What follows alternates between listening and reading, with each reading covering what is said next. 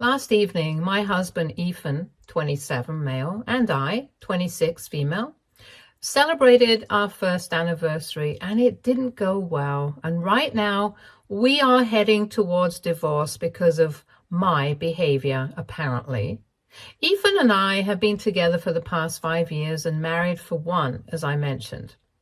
We haven't had any major fights, but I have picked up on the fact that he's been a little reluctant to spend time with my family. So far, he kept telling me it was only because he's a generally shy person and that he needed time to open up to other people. And in the beginning, I even believed it. But then, after we had been together for almost 4 years and my parents always treated him like their own son, I couldn't understand why he was still so weird and closed off around them. I literally never thought that it could have possibly been because of the reasons that I found out about recently, that my parents had never been very well off and often borrowed money from me. So that's why he apparently felt uneasy around them, because he used to believe that he would be asked to contribute. Of course, that had never happened. My parents only relied on me for money. And I was glad to help them out because in spite of their financial restraints, they had brought me up to the best of their abilities. And I didn't mind having to help them out financially now. Actually, my dad's parents passed away when he was really young, and he was raised by his relatives and passed around quite a lot because nobody was willing to look after him for long. And then finally, he ended up with his great uncle in his teens. He was not interested in raising my father at all, and mostly just let him be on his own, taking care of the minor expenses and leaving him to look after the rest. So my dad had to work part-time jobs and stuff, and after he graduated from high school, he didn't bother with college because he couldn't afford it. And also, he didn't think it was necessary. He started working at the supermarket, and that's where he met my mom, since she had also lost both parents a while ago and had been staying with her aunt, who treated her like a burden. They got along well because of their life stories, which are so similar, and they started dating, and as they say, the rest is history. Throughout their lives, they took a lot of jobs and sometimes even worked 2 jobs after I was born, just so that they would be able to keep the household running, and it was difficult. But in the end, at least they were able to lead respectable lives and give me the kind of upbringing that I had. So I'm more than grateful to them because I'm doing pretty well now. And I don't think there's anything wrong with me helping them out, because unfortunately my parents haven't exactly been lucky in the past couple of years. 3 years back, my dad started falling really sick, and after a couple of visits to the doctors, he was diagnosed with stomach cancer. And a couple of months ago, we lost him after a really long, drawn battle. We did our best when it came to his treatments and took him to the best hospitals and the doctors, but unfortunately, we couldn't save him. My mom almost spent their entire retirement fund, because in spite of the medical insurance, there was still a lot of stuff that we had to pay out of pocket for. My parents and I did our best, and that's the only thing that we can reassure ourselves with, that at least we tried to ease his suffering as much as we could, regardless of the outcome. Of course, now it's taking its toll because my mom is kind of struggling with money, and I really don't want her to go back to working 2 jobs because of her age, and also because of the fact that she's recently lost the love of her life. So I've been supporting her. Nothing wrong with that, and pretty much the only reason I decided to have a huge party to celebrate my first wedding anniversary and invite a lot of people was because I wanted to invite my mom and have an evening of distraction and fun so she could just let loose for a day. Last week, I told Ethan to send out invitations, and he had. But I wanted to double check everything, so I decided to go through the emails he had sent to check whether everybody we wanted at the party had received an invitation or not. And strangely enough, I noticed that my mom hadn't received any emails. I found that weird, but I figured that he must have forgotten, so I didn't say anything about it, and I was about to call my mom after telling him that she hadn't received an email and I was going to talk to her anyway, so I'd much rather just do it on call. When I said that, he literally came sprinting towards me, grabbed the phone from me, and told me that I couldn't do it. I was obviously baffled by this behavior and a little annoyed because, of course, I wanted to invite my mom to my first wedding anniversary party, and I couldn't think of a single reason why he wouldn't allow me to do that. When he did that, I also realized that he had probably skipped my mother while sending out the invitations on purpose. And I found that very insulting. So I demanded an explanation from him, and he told me that he didn't want to bring this up with me. But now that it had come to this, he felt like he had to tell me that he didn't think it would be safe to invite my mother because she was desperate and broke right now, and she could possibly steal stuff. I was so stunned that I couldn't even bring myself to say anything at that moment because it was so humiliating to hear that. He went on to tell me that he had had an issue with my parents constantly borrowing money from me ever since we had been together anyway, and the fact that they would do it right in front of him without caring about how it would appear, it would just make him feel very uncomfortable. And that's when he also told me that this is not how he had been raised, which is obviously true because he comes from a relatively comfortable family.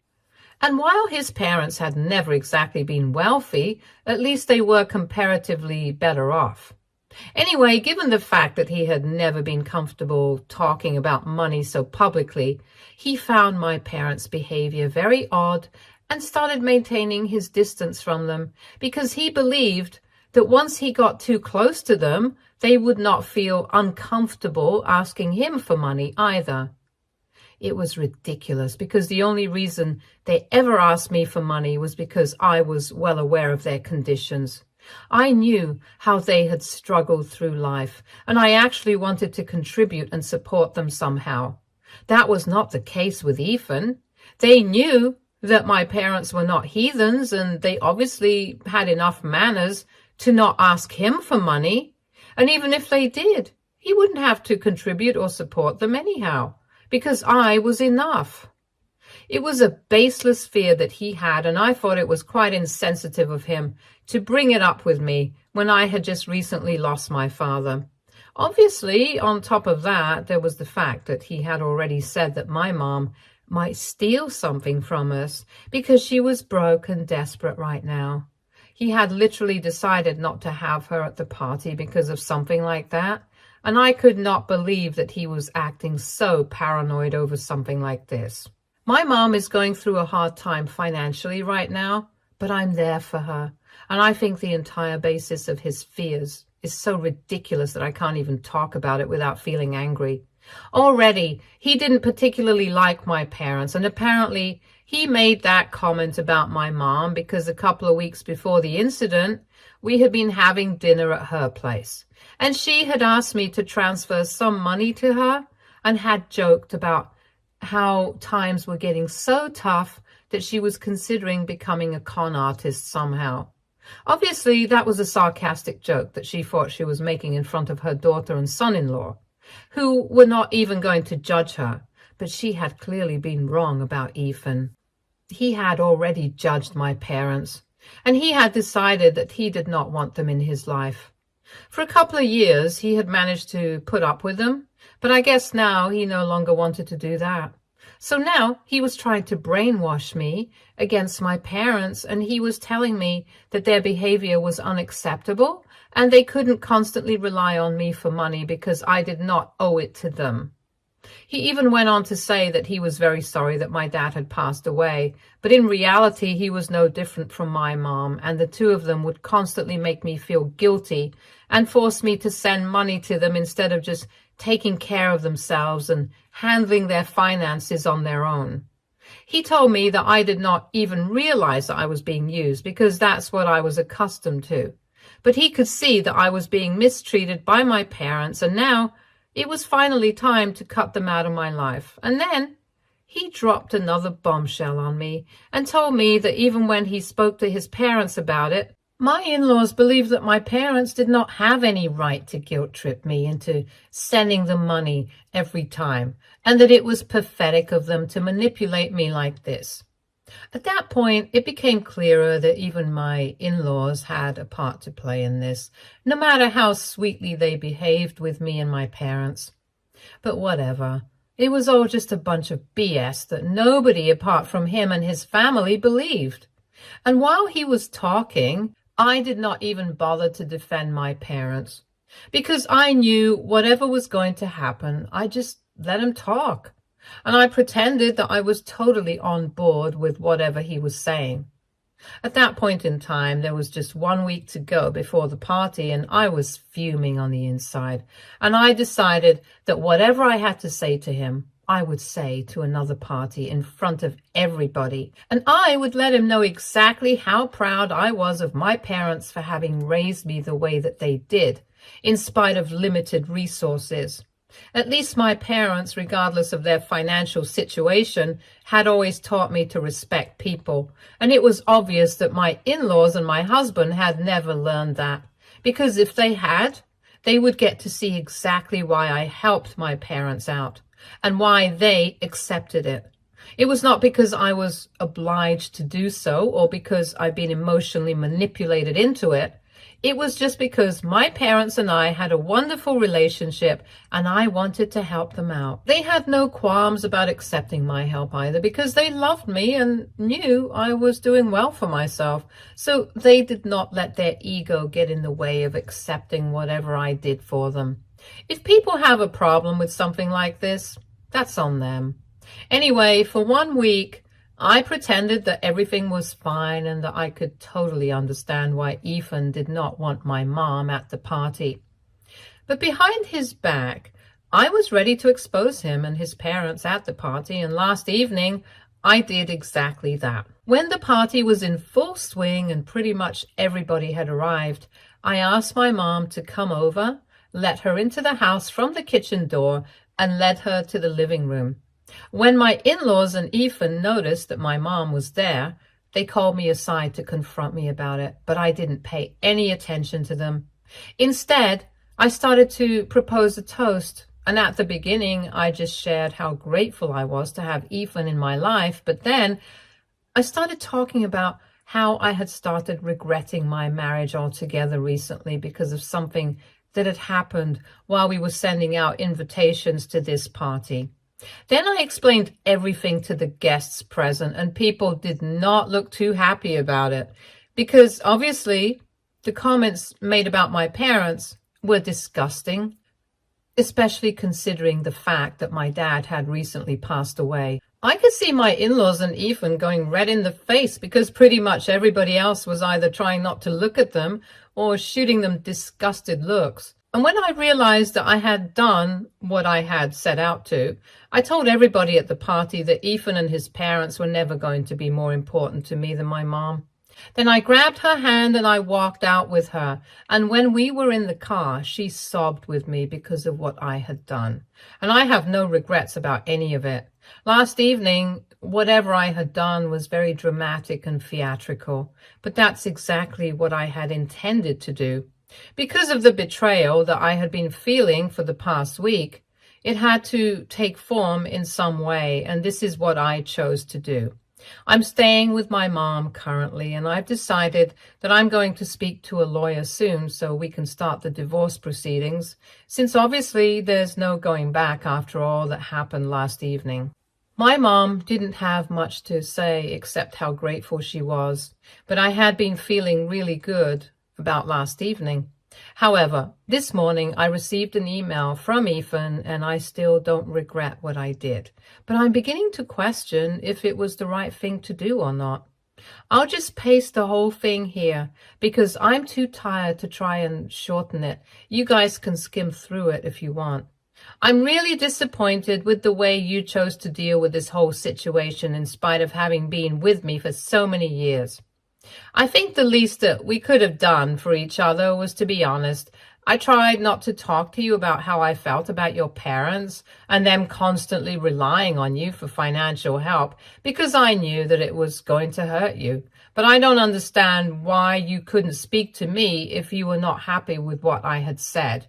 If you disagreed with whatever I believe, you could have just explained to me that you like being there for your parents and helping them out, and they are not exploiting you. That's all you needed to say to me, and I would have understood, and I never would have brought this up again. I simply cannot understand why you felt the need to go through 1 week of acting like everything was fine and then dropping this whole thing on us. You have not only humiliated me, you have also humiliated my parents, and the worst part is that you didn't even think that it was important to try and give our relationship a fighting chance.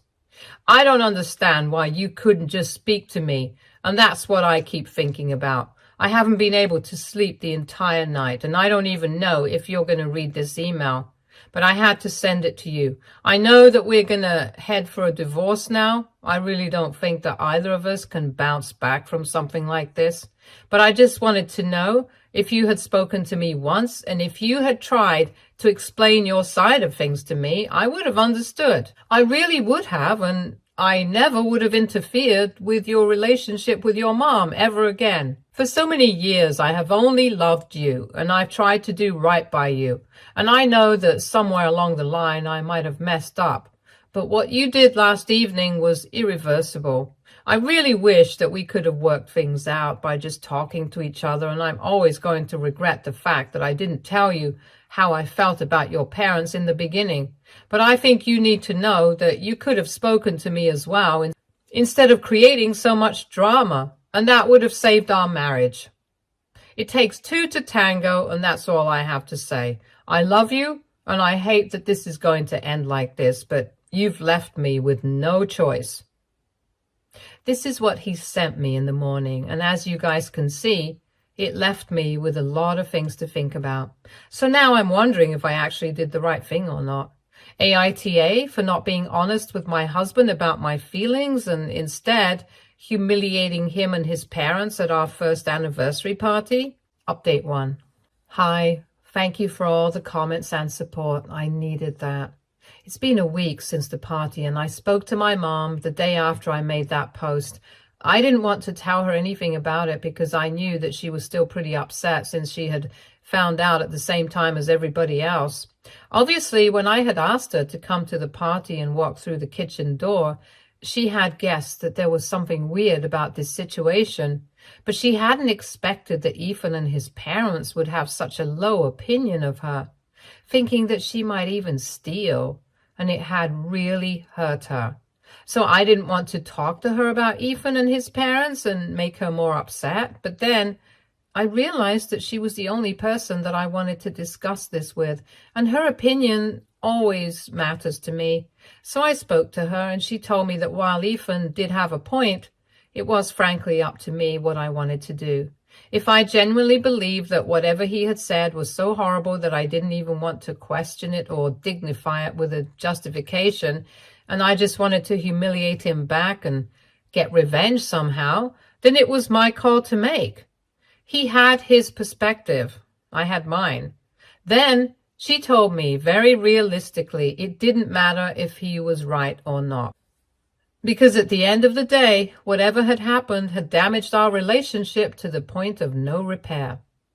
That was something that both he and I could agree upon, so my mom told me that there was no point learning about whether I was right or wrong, because ultimately I did what I thought was right, and that was it. And I think that's a pretty good way to look at the situation, because I'm not doing anybody any favors by rethinking my decisions after I've already done what I had to do. So after receiving that email, I did not reply to Ethan because there was no point. Even if I did do the wrong thing, it didn't matter because we were getting divorced and that was it. I have spoken to a lawyer and we have filed the papers, and in a couple of days I think he's going to be served. Nobody from his family has tried to reach out to me for the past couple of days, and I think his parents have either blocked me on social media or maybe just deactivated their accounts. He hasn't done that yet, but I can tell that he's going to do it soon. He has taken down all the photos of our wedding and stuff, though, and has also taken down whatever pictures we had with each other on his feed. So that's a start, I guess. I spoke to a couple of friends who had been there at the party and asked them what had happened after I had walked out with my mom. They told me it had been totally chaotic after that because his relatives started telling him off about his behavior, and most people from his family either walked out just after us or stayed to express how disappointed they were in Ethan and his parents. I found that very sweet of them because it's not like I'm very close to his family, but even they can see that whatever Ethan and his parents had said about my family was not right. And I think I'm going to thank them for it sometime in the future. Not right now, because I have a lot of other things to deal with as well, and also because I don't want to act like I'm trying to turn them against Ethan and his parents altogether. My friends couldn't tell me much, though, because after a while, they left because they didn't want to get caught up in the drama. But most of them are on my side, even though some of them do think that what I did was a bit excessive. They haven't villainized me for it, though, because they understand that I must have felt very betrayed and they can't exactly put themselves in my shoes. So the least they can do is always be there for me, because I love Ethan too. And it's going to be very hard for me to let this marriage go. I haven't asked anybody to pick sides or whatever, because I think that's very high school. And also because I'm pretty sure that it would just make me look like the bad guy. I know for a fact that my friends have been in touch with Ethan as well, and I don't really mind it, as long as it doesn't get in the way of my relationships with these people. So far, he's been quite civil and hasn't had a single negative thing to say about me, even though he could have totally gone out of his way to talk crap about me to everybody else. But I'm glad that he's being respectful and trying to treat this with as much dignity as he can, because that's exactly what I'm trying to do. I think as long as we maintain this, we will be able to get through the divorce without much drama. I think my terms have been fair enough, and I hope that he will find them acceptable when he is finally served. Because honestly, I just want to move on from that chapter of my life, and I can't properly start until the divorce is finalized. Luckily, we have a relatively shorter waiting period in our state, and hopefully he won't contest it, and we'll wrap this up quickly. Update 2. So 5 days have passed since my last update. Ethan was served with the divorce papers a couple of days ago, and today my lawyer heard back from him, and thankfully he is not going to be contesting the terms. So we just need to wait for 90 days, and then we'll be able to finalize the divorce. Now that it's finally happening, it's really hitting me that I'm going to leave this man, and I don't know how I feel about that. Obviously, I feel like this had to happen because of whatever took place at the party, and I'm aware of that.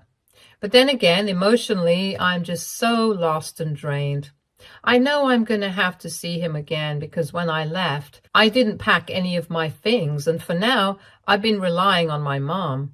But I can't do that forever. I'm going to need to bring my stuff over, and for that, I'm going to have to go back home and collect my things. So I've texted him that I'm going to need to do that, and I'm hoping that he won't be home at the time that I show up. But I don't know when I'm going to be over, because he hasn't replied to my message yet, even though it's been 2 days. I've kept in touch with my friends, and they have told me that even though he had been speaking to them normally for a couple of days after the incident recently, he has completely been freezing them out. And they think that it's because of me, because he thinks that they have kept in touch with me, and he doesn't want me to find out anything about how he's doing or what he's up to. I feel weird about that, but honestly, I can't blame him, because I don't think that I would be fine with my friends going and telling him anything about me at this point either. Even if it's something innocent or harmless, I still wouldn't want it, and I respect his decision. The only saving grace of this entire situation has been the fact that I have been able to spend more time with my mom than usual, and we talk a lot, mostly about my dad and how much we miss him.